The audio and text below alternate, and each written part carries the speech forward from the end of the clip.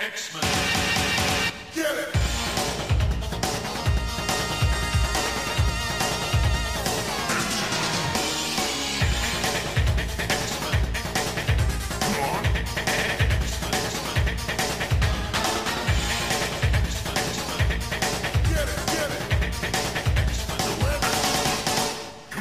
Hey everyone, and welcome to another exciting episode of Battle of the Atom. This is your weekly X-Men podcast where we rank every story from A to Z. I'm Adam. And I'm Zach. Hi Adam, how are you today? Is this good? Is life still aggressively normal?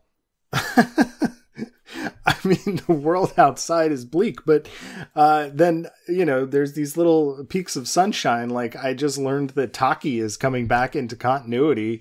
He never left continuity. I know, but I haven't seen him in forever, and he's going to be in this Al Ewing book that they just announced, and I am over the moon. Taki being in an X-Men book in 2020 and having a more substantial role than he's ever had. It's pretty good. That's great. The new book Sword that's spitting out of 10 of Swords. It's about Sword, but Sword as S.W.O.R.D. The space shield that now mutants run. I love it. And I take love over that. the galaxy with, I guess. I don't know. I'm pumped. It's so funny that, like, that was such a great, I mean, Creation alone was such an amazing, outstanding issue, but it's the only shining beacon of light I have in my life. I'm kidding. That's what I'm saying. Like, the world at large is not like really very fun right now, but yet we have this Ten of Swords event, and it really is delivering so far. Can you imagine if everything was this bad all the time, but we were in the middle of, let's just say Rosenberg's X-Men, which is a run that has a lot of issues, and quality aside is depressing AF. Yeah. No, I'm glad that I have my Ten of Swords to captivate me. We're not talking about Ten of Swords today, though. No, there's very limited sword content on this one. Yeah, I don't think there's anyone wield. Does someone wield a sword at any point in these stories? I am sure some of the ninjas that do appear have swords. Yes, that is true. But what are we? This is kind of a weird theme that we have today, right? This is a weird theme. This weird theme comes to us from All-Star Patreon supporter Robert. And Robert, no last name given, no last name needed, went on over to patreon.com/Battle of the Atom, threw some money our way and said, hey guys, I got some weird ass teams that Gambit is on the outskirts of. So y'all wanna talk about those? And I said, well, you're giving us money. And if you want to be like Robert and give us money, we'll talk about weird stories. These are all weird teams. They all have Gambit appearing in these stories. None of them are particularly great. But yeah, they're Gambit adjacent. These are three Gambit adjacent weird teams. Starting with X-Men Volume 4, numbers 23 through 26, The Burning World. This is written by G. Willow Wilson, with pencils by Roland Boschi. Javier Fernandez does a little bit of a fill-in for him on issue 2. Then inks by Boschi, Jay Lyson, Mark Pennington, Javier Fernandez, Lee Ledridge does the colors on this one. There's a lot of people doing it. Oh, that's not even all the inkers. I'm sorry. No, there's a ton. There's an army of inkers on these books. Julian Hugand-Burt also does some inks, and Boschi inks all of the last issue by himself, which tells me that these were behind schedule. Maybe. This we talked about X-Men Volume 4 previously with the first 3 issues. Brian Wood writing and Olivier Coipel doing some outstanding work on art, but I think we proclaimed that it was kind of a dud. It was. This is an interesting kind of Hail Mary for this series because this is the final arc of X-Men Volume 4. Right before Secret Wars. right before Secret Wars, and we are bringing on what I think a lot of people might consider a big gun. G. Willow Wilson coming off of Miss Marvel to write an X-Men story. The only X-Men story that G. Willow Wilson has written? I believe so. Yeah, don't quote me on that. Wilson may have written some X-Men stuff like as part of an anthology or something. Like, I can't say that, but this is 2015. So this is very recently after Ms. Marvel became a big thing. But before Wilson was she was a rising star in comics. She was not giant, and even today, I wouldn't consider her a giant figure in comics. Though she's doing a lot of good work over on the Sandman books with Nick Robles making his second appearance in 2 weeks.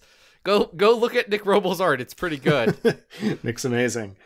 But yeah, this is a weird way to what feels like pad time until Secret Wars has to happen, right? Yeah. Now, I do remember interviews from around this time with G. Willow Wilson talking about how she wanted to talk about the X-Men within the context of the environment, which I thought was kind of an interesting premise and something that is definitely being played on right now is nature versus machine in the current Krakoan landscape. But this is basically a 4-issue, almost a mini, this little arc. Has a very different art style than we've seen in other arcs of this book. And it's essentially Storm, Monet, Psylocke, and Rachel going up against kind of for lack of a better word, it's a storm in a cave and they're going to kind of have these psychological battles with themselves. So each issue focuses on one of them as the key narrator. And there's a mystery as to what it is. It's connected to the Krakoa that's used as the Jean Grey School's land. And that part's not as interesting. But there are some interesting character moments here. What did you think of this, Zach? I think you've touched on it. There are some interesting character moments. I think there's enough here that I would, even today, still love it if give Wilson some X-Men stuff. Sure. Give Wilson some stuff. I'd dig it. Unfortunately, the plotting in this is not great. I understand what Wilson's trying to do by focusing on each individual character through the caption boxes, through the narration. I don't think that lands as strongly as she wants it to. I don't think it's helped by a plot that kind of goes all over the place. The Kree are involved. They think the Inhumans are involved for a hot second, but then that literally goes nowhere. That should have been edited out because it is just weird. It's like, well, hey, it's one of those moments you're writing the only good Inhumans book, right? Right, Willow? Right, and it's like Jubilee is forced to go and confront Medusa for 2 pages, and it's like, no, let's Inhumans, stop. It's not going to happen. Listen. But it's from that era, so we love Kamala Khan. Don't get it twisted. Kamala's great. All of the other Inhumans are hot garbage, and they can all die. I mean, I'm okay with some Inhumans if they pop up in Nocenti's Daredevil run, but I'm not an Inhumans fan. I remember it was it's been 7 years since I read it, but I remember liking the Paul Jenkins J. Lee 12-inch issue Marvel Knights. I think it was weird that their big push to have the Inhumans in comics did involve Black Bolt owning a bar, and none of us talk about that anymore. Y'all remember how Black Bolt had a bar and he was a bartender?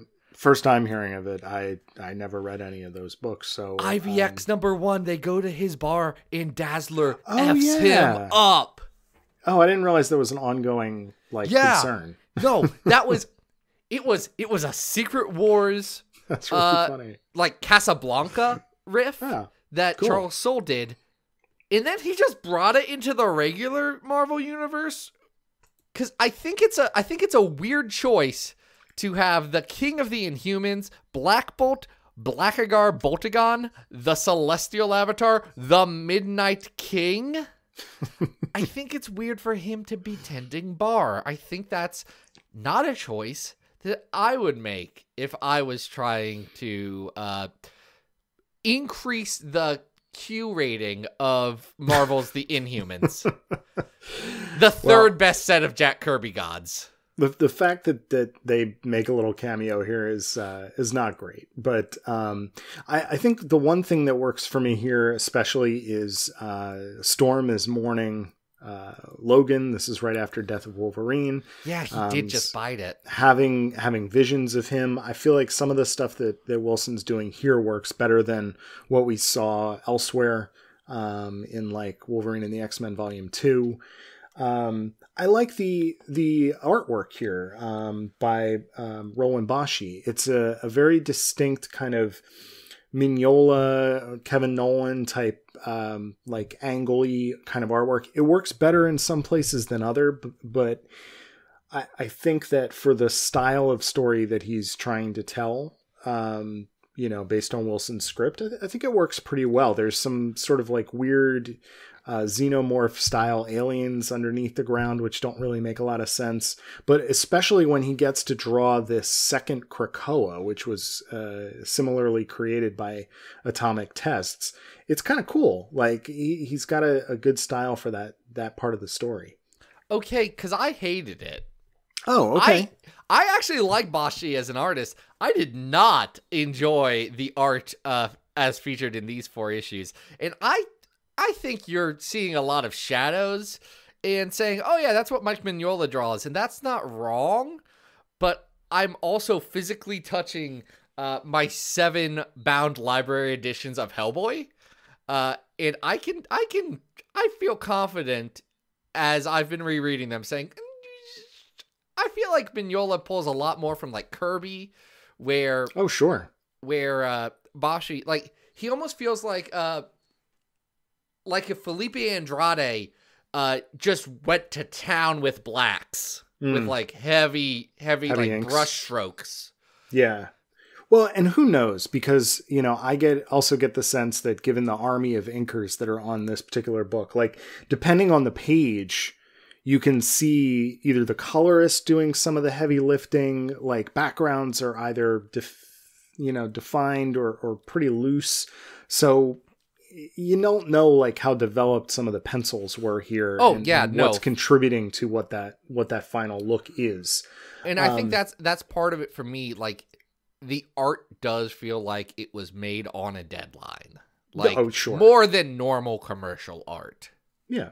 I don't hate it. We said this was a Gambit adjacent story. It begins with Gambit at Burning Man. At Burning Man, offering to give strangers massages. Tantric massages. Thank you very much. He's going to align your chakras. Apparently. I understand this take on Gambit. I don't like this take on Gambit because it makes him a cartoon, but also he's just like a one-line joke in this, and that's fine. He's not your centerpiece. This is not the Gambit book, and it shouldn't be.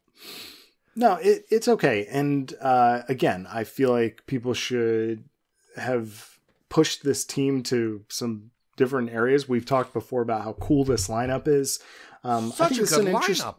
Yeah, it's a great lineup. It's an interesting concept for a story, but like overall, it's not doing a lot. It's getting these little tiny character moments of shining, and then the overall concept of this second Krakoa, who then gets bestowed onto the other Krakoa via a rock, which is kind of a cute ending to the story by Jubilee. It's fine. It's not something that I think readers are going to want to revisit a lot. So should we put it on our big old list? Are you talking about our list where we have ranked definitively and finally 414 X-Men stories from best to worst, starting with our number one story, The House of X and Powers of 10. A controversial pick, we know, but screw you, it's our list. Actually, most people, if they thought it was controversial, kept their mouths shut. I was going to say, I was expecting more blowback, and people really didn't, give us any guff about it. Do you know how much I had the Hannibal Buress, why are you booing me? I'm right. GIF, right. Like, prepped, and I didn't use it? No. So maybe we're in the majority there. Of course we're right, Adam. No one just wants to admit it. I No know. one wants to be like, okay, those two podcasters who really don't like X-Men, they are dirty liars, and they are not dealing with the sacredness that is the Dark Phoenix saga, which is our number 2 right now. But that doesn't matter because our number 100 is Inferno, the X-Men and X-Factor parts. Our number 200 on this list is Old Man Logan, Glob Loves Man Kills. I love it. I love Glob Loves Man Kills. Number 300 on this list is X-Force 29 and 30. Adam X the X-Treme is back in Things. I've never been deadlier. Never been deadlier. Number 400 on this list is X-Men 30, The Warlock Wakes. No, that one, not that one, and not that one either. And number 414 is the Draco. At 281, we have Primer, the first 3 issues of this arc. I liked those better, but a lot of that's the Olivier Coipel art. Yeah, I mean, the Coipel art is definitely going to make Primer the better story here, but I feel like we're in the general area of the list. At 289, we have Aurora Before the Storm, which I think is better than this. I would agree. I don't know if it is as bad as, let's say, well, how do you feel about it compared to like Deadly Genesis at 295? Listen, I don't like Deadly Genesis either. Now I'm working my way down the list though, because I feel like there's other stuff here that's better than this. Like number 304 is Iceman Volume 3, 1 through 5, Thawing Out, which I think is better. I do. I agree. Similarly has some art issues that are really hard for me to get over. Mm-hmm. This is probably... No, not probably. This is definitely better than number 308, the Uncanny X-Men arc where Rachel thinks herself into being a dinosaur. Well, I don't know if it's better than the first appearance of the Brotherhood of Evil Mutants, which is right above that. So should this be our new 308? Why not? It's our list. Fantastic. All right, that's The Burning World. Yeah, I mean, of the arcs of that book, like I that's one of the better ones, I thought. But it's a kind of a subpar book in general. Yeah, that's damning with faint praise, my dude. Well, you're about to hear me damn with faint praise because let's talk about some thrillingly subpar comics right now. With our Adam, second story. Yeah, we're talking about X-Treme X-Men 5 through 9. It doesn't really have a title. It's written by Papa Chris with art by his favorite, Savador liquid pencils or liquid colors do the colors. No one inks this. Explicitly, no one inks this. I just learned that because, like, looking at this, I've always wondered, like, what is the deal with the art style on this book? And someone recently told me, like, there's no inker. It's just straight up coloring right over. It's coloring over the pencils, which is an interesting style, and I like it better than La Roca's almost heavily rendered feel that he has today. Like, this at least has a feeling and an emotion and a style to it, and I don't particularly enjoy it, but I can appreciate what it's going for more than, say, what he's doing on Doctor Doom right now, which is a book that I don't care for. I'm just gonna come out and say this. I find this artwork very difficult to look at. I feel like, especially without the inks, everything just sort of blends together. I'm looking at a 2-page spread that is the second and third pages of this, and it just looks like gobbledygook. Like it really is a mess. You ever think about how it's been 20 years and Salvador LaRocca and Chris Claremont are still making X-Men comics? Like, this December, there will be another Salvador LaRocca and Chris Claremont X-Men comic. Yeah, I guess that's something that a style he really likes. I am not not a fan.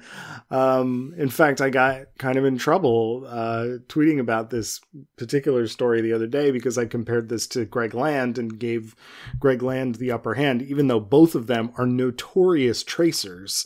Especially with LaRocca's Star Wars work, and Land had just been caught recently very blatantly ripping off an Aliens piece from another artist.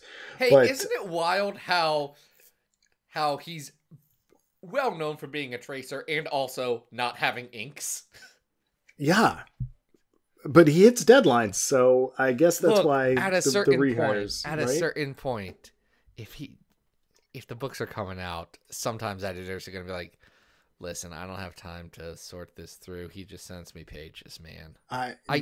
Ethics are not being considered as part of the sales, which is not great. Hey, welcome to capitalism. How can I take your order? Neither is I'm complaining a lot about the artwork, but my God, this story is bad. Yeah, why do people want Chris Claremont to keep writing X-Men? He stopped, and he stopped on a pretty high note. And if he would have just continued to stop, what do we lose out on? Well, I mean... End of Grays, I guess? Like that was nice. Yeah, I like that. But we would what do we have lose less, out on? Less intros and outros for God Loves Man Kills reissues. I keep picking on that one. Second part of that. I didn't either. Man, Brent Anderson... Terrible. I love Astro City, so I have a lot of fondness for him. But that was not his best 8 pages. It's okay. It's okay. It's fine.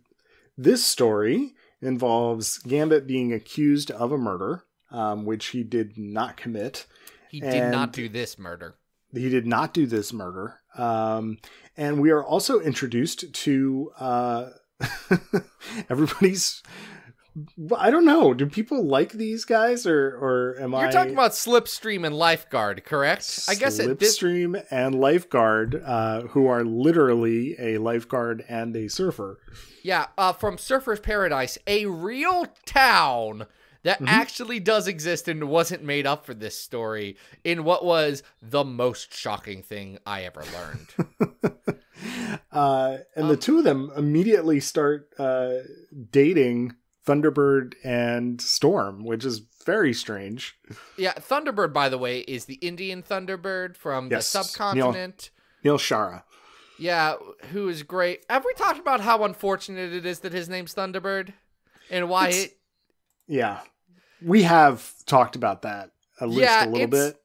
Yeah, it's for the reasons of he's from India and the original Thunderbirds were Apache.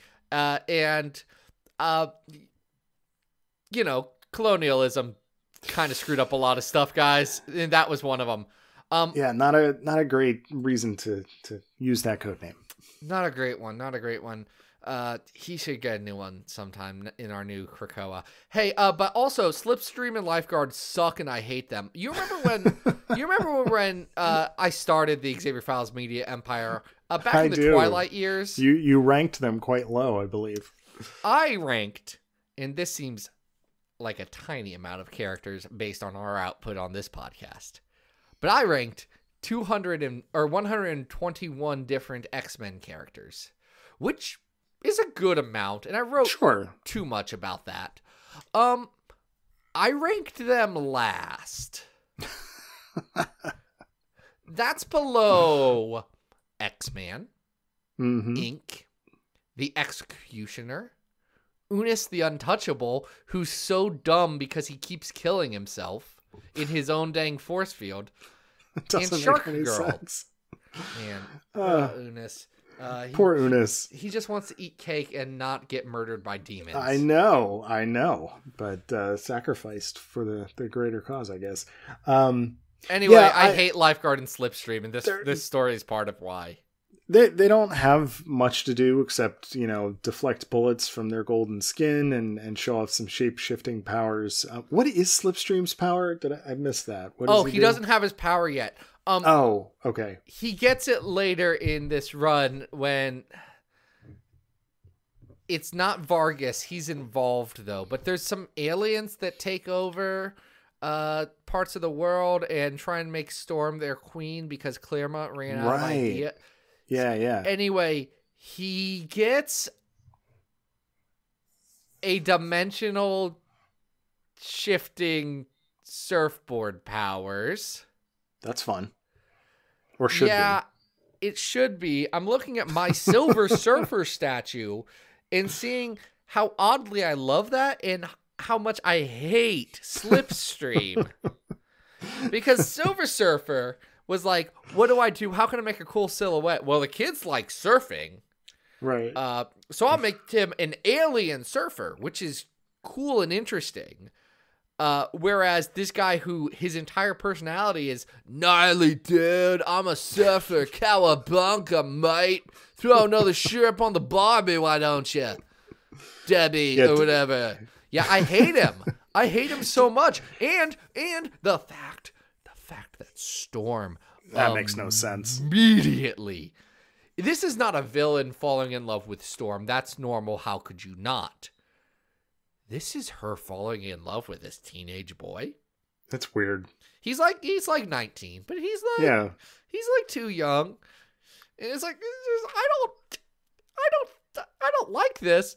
If you were just faking it, Storm. Yeah, he's Anyway, you know what else is terrible here? The plot? Well, the plot, but I was going to go on a little bit of a riff about how Bishop is like super like Blue Lives Matter. Bishop is a cop's cop. Like he is all in for the cause here, and like Rogue calls him out on it, and he's like, I've always been a cop, I'll always be a cop, and then he's playing detective for the rest of the arc. It's not a great look. Here's the thing about Bishop being a cop. Bishop was a cop in the XSE, which was right. less of a police force and more of there are mutant like monsters, serial killers going around, and we're in the army. It was different. So Claremont making him a cop, or not making him a cop, but leaning into that aspect, and also in his later Uncanny X-Men return, making all of those X-Men cops and having like, what if these X-Men were cops? I don't like that. I do like his fellow cop Terry Baltimore, who's an anime character. Terry Baltimore, who shows up on the Akira bike. Literally the bike from Akira. Oh my god! A movie I just recently saw. I get it. Like, it's you hadn't seen that before? Adam, you know how many anime I watch. Oh man, that's like one of the good ones though. You got to watch that. It's classic. It's pretty good. Too many animes do end with the ascension of all humankind into some sort of machine-like god state, which I do understand is what Hickman's going to end up doing, but he's taken a lot longer to get there than like Neon Genesis Evangelion or Akira did. Those are two of the three animes I've seen. The other one was X-Men. There you go. You mentioned the plot here. Like I said, it's a murder mystery, but then it really goes off the rails. Sage is being manipulated by Lady Mastermind. Sebastian Shaw is here. Like you mentioned, there's a subplot with Bishop teaming up with Baltimore. It's just this like mess of plot lines and subplots, and it all gets resolved very quickly. The racist looking caricature of the Asian villain in this story, who tortures more weird fetish stuff. He does weird fetish torture with acupuncture. With Rogue and Gambit. He apparently committed the murder with his acupuncture needles, and No, you missed it. Because, and this is reasonable, because most of this gets explained in a poorly done silent issue. Oh, right. Yeah. But there's enough said issue in this. yeah, there were two good enough set issues from the X-Men line. This is and not those, one of them. Those were the Morrison one, and I should say the Morrison Quietly one, and the Alred Milligan one from X-Force. This one's not good. What happens is that Lady Mastermind convinces this guy that he was drowning. So he drowns, but he wasn't really drowning. Oh, right. And that's why he's asphyxiated. Right. Yeah, Okay. it's a bad... Listen, Adam, if it was a good plot, you would have remembered this book you read less than a week ago. I just read this like within 2 days, and that enough said issue just is a showcase for why I do not understand why you would go back to LaRocca as a storyteller, because it just, I don't know, there's no dynamics whatsoever on the page, you know? Hey, can we talk about all of his covers where there's a lot of ladies who have just perfect spheres drawn on their chests? Oh boy. Yeah. It's, guys, I'm not joking when I say they look like literal like basketballs placed on somebody. It's not good. I don't like this. There's people who think that this, as a contemporary to Grant Morrison's New X-Men, was the superior book. And What? I just want to talk. I just Hold want to on. talk. There's a panel where you get like a cut to Jean Grey in Cerebro in the Morrison book, and I'm like, oh my god, this is happening at the same time. I always forget that, and of course this is not as good. What? Yeah, that book has its own set of unique issues, but those issues aren't the general coherentness of it. Some of the art issues are still there, but Sure. Yeah, this one I don't like. This is X-Treme X-Men's bad, and you don't like it. You just wish Claremont was still the Claremont you remember when you were a kid, and that's fine. We all wish Claremont was better. I just, every time we visit this book, I just do not like it very much. At 294, we have X-Treme X-Men Expose. This is worse than Expose. I would say this is much more confusing than that book was. At 408, we have God Loves Man Kills 2, which I think is probably worse than this. I would agree. It's definitely not that bad. Though if you haven't read it, Stephanie Burt a while back wrote a fantastic piece about God Loves Man Kills 2 and some of the themes in God Loves Man Kills 2.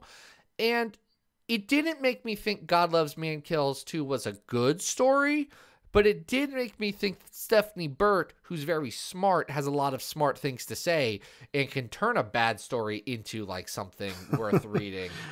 I will always listen to Stephanie Burt tell me something new about a story. I mean, go back and listen to any of the episodes that she's guested on, because it's fascinating. Better or worse than like Eve of Destruction at 395?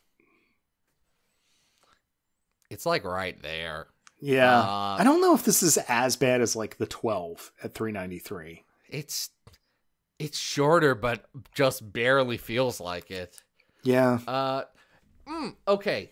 388 is Excalibur 1 through 4, Forging the Sword. That's the Claremont and Igor Korty Excalibur. That's bad.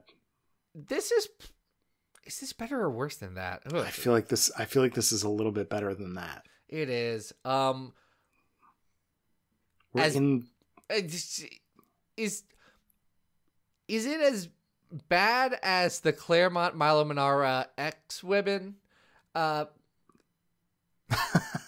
Manara, who we have recently uncovered. Oh my god, are we going to talk about this? Y'all, go look. Listen. It's a sensitive thing. Yeah. Do look up what Milo Manara drew in tribute to those whose lives were lost in the attacks on the World Trade Center on September 11th.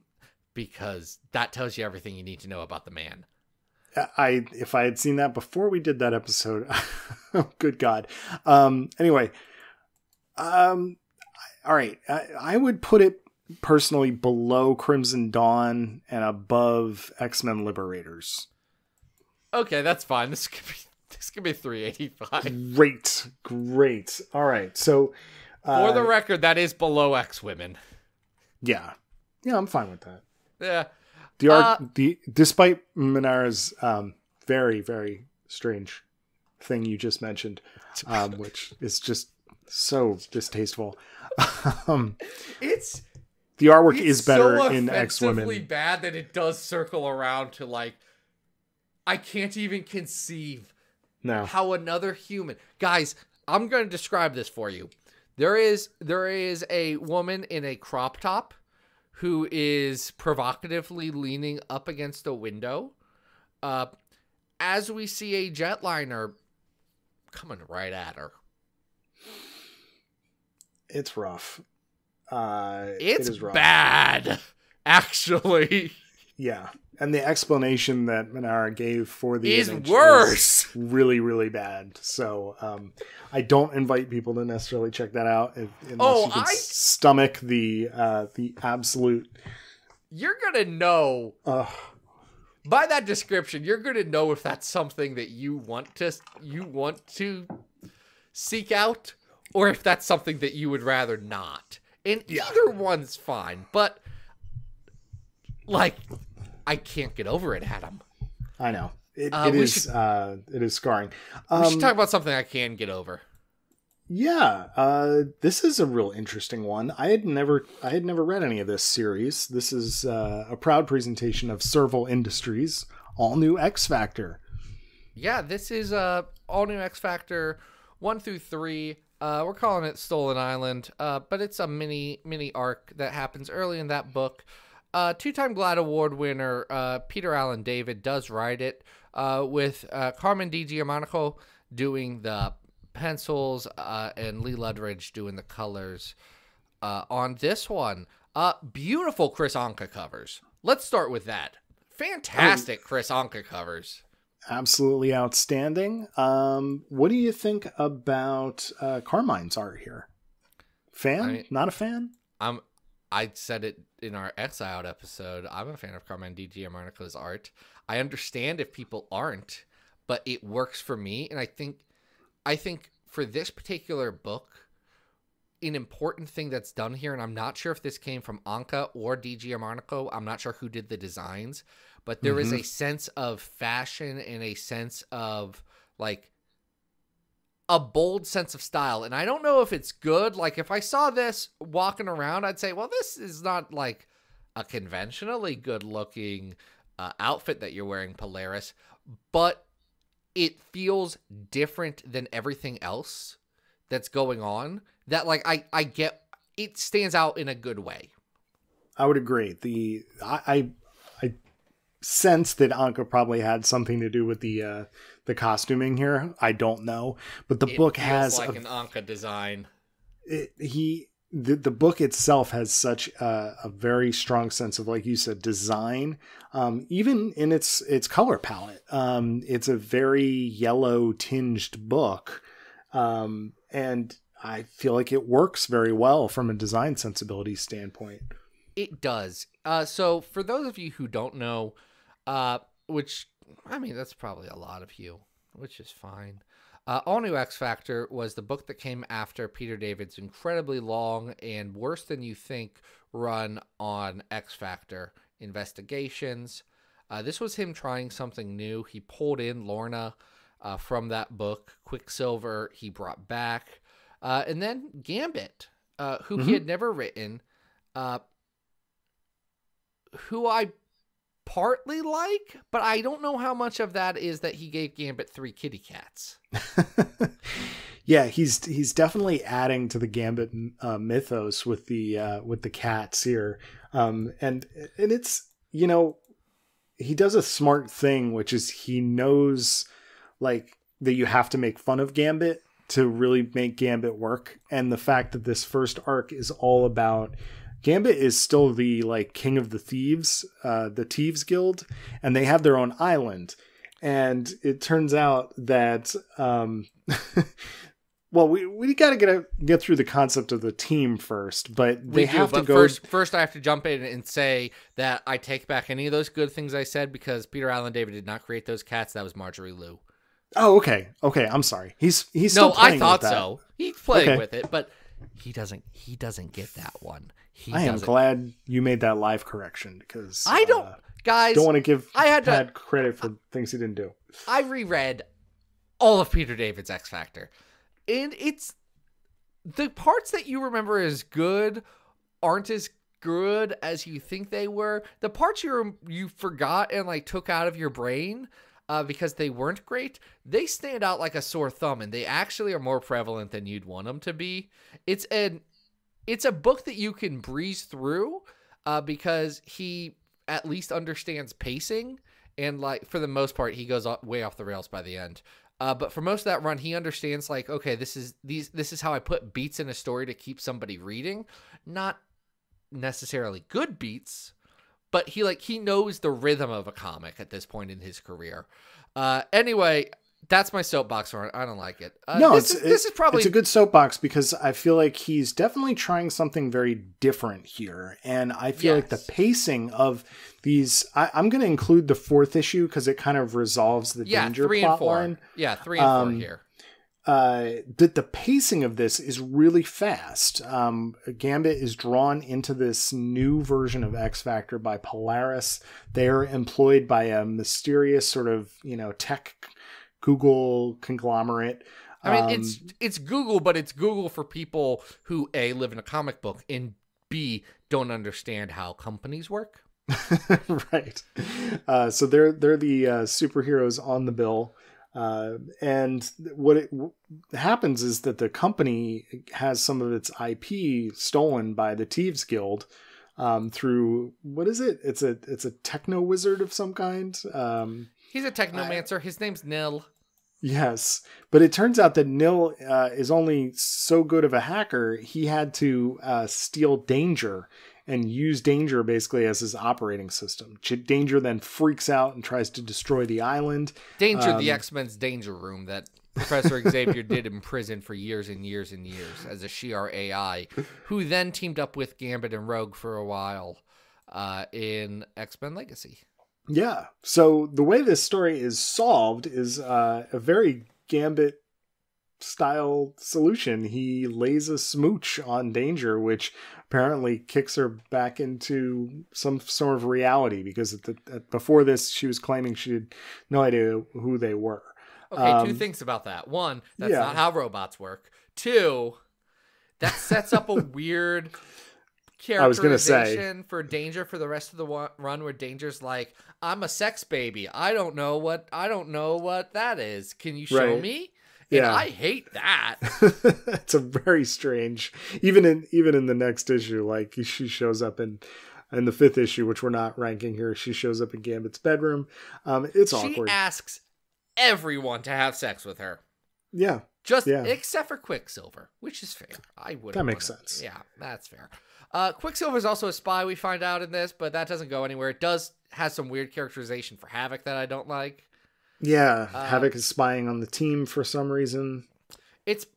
He's spying on the team because he's like, well, my ex is on the team, and sometimes she makes bad decisions, so I have to have her half-brother guard this fully grown adult woman, and then report all of her actions. Alex, you sound like an insane person.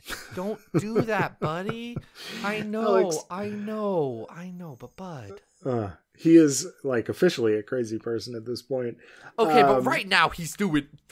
There was a demon hanging out with him for a bit. He cut his own mouth open with a knife in Hellions. God, that was Y'all rough. go read Hellions by Zeb Hellions Wells. is great. Very savage. Is some good stuff. X-Men books are so much better than now or than then. Like, yes. I love being in the now. I don't care about 2014. The best thing about this is twofold. 1, I don't know if this was David's idea. I don't know if this got pushed internally through editorial or whatever. I don't know. But 1, All New X Factor forced David, at least initially, to do new things that he hadn't done. because his Yeah. X Factor run got stale, and this is head and shoulders above like the last 5 to 6 years of his X Factor run. I would agree 100%. I think the concept here feels, at least in the beginning, I haven't read this whole run. It peters out in the weirdest way. I bet. But you bet that it involves Spider-Man of 2099? That actually sounds rad. That's not rad. No, it literally never pays off. Oh, okay. Spoiler that's for a the shame. end of this run. It's like one scene that was like, hey, Mr. Harry Snow, president of Serval Enterprises, I know you're really from 2099. And he's like, I'll never tell. And then nothing happens. Oh. Then it's like, book got canceled because we put out 20 issues in 1 year, which, by the way, Carmen DiGianmarco drew 18 of those 20 issues in Good a 12 for him. month. Yeah, that got released over 12 months. So friggin' it stays artistically consistent throughout. And that is the other big side of this. Carmen DiGianmarco does a really great job. Mm-hmm. You can tell why he got tapped for like Flash with the Rebirth era stuff pretty soon in after this. So I get it, but I don't like this book that much. I think it ends up being a weirdly middling book for me. I like this arc. I can't speak to the entire run, but I thought this arc was fun. It was fast. It has a real style to it. It's good artwork. It's smart coloring. It's just well designed. There's great camera angle work. Like things have a dynamism to them here, which is really cool. Aside from that, it's just I can't speak really past this arc. So we're not. We're just talking about those 2 issues. Yeah. So I've got a comparison point, and I think this is my ceiling. Okay. Number 203 on our list is Gambit Volume 1. Oh, this isn't as good as that. No, it's not as good as Gambit Volume 1. Okay. No. It's not as good as Madrox at 214. I think it's in the same realm as that, though. Is it better or worse than 227 X Factor happenings in Vegas? I think it's better than that. It is actually. It's better than X Cell at 225. Yeah, which is another X Factor arc. I think it's better than 219, which is They Keep Killing Madrox. Yeah, it probably is better than that. But I don't think it's as good as Wolverine Noir at 218. Okay, good. Because I was about to tell you that it's definitely not better than 217 I Magneto. No. But I think, for the start of a book, this is a pretty solid launch. Yeah, it's an interesting one. So that's our number 219, and we're done. That's the end of this podcast, guys, but not the end of our journey, because we've got a long way to go until we've done literally every X-Men story and ranked it on this list. Till the end of time. Yeah, till the end of all time in space, and hopefully when we do go and subside within the world mind, where we will all live in a black hole forever, we can continue this podcast. Because I'm sure we just won't have talked about all the X-Men stories by then. We want to thank Robert, who went on over to patreon.com/Battle of the Atom and threw money our way, and everyone goes say thank you, Robert. Thank you, Robert. Thank you, Robert. And then after that, I'm at Xavier Files on Twitter. I guess that's really more for the website, where you can find all the latest and greatest in X-Men news. Hey, are you confused about Ten of Swords creation? Well, go check that out, because we got some really good sword content for you. Also, are you confused about which Taylor Swift song best represents your favorite X-Woman? You can go check out that article, too. We contain multitudes. Great content. We are cranking out the content, because that's what the people crave. They're craving that content. That's right. Adam, where can people find you and all of your content? Guys can always follow me on Twitter at Arthur Stacy. And what do we got going on next week, Zach? We got some famous firsts. Firsts. Oh. Yeah, we got 3 stories that are the first appearances of 3 characters. And you know what? Maybe we'll like them. Maybe we'll hate them. Maybe we'll just find out. But until then, guys, This has been Battle of the Atom, and we hope you survived the experience.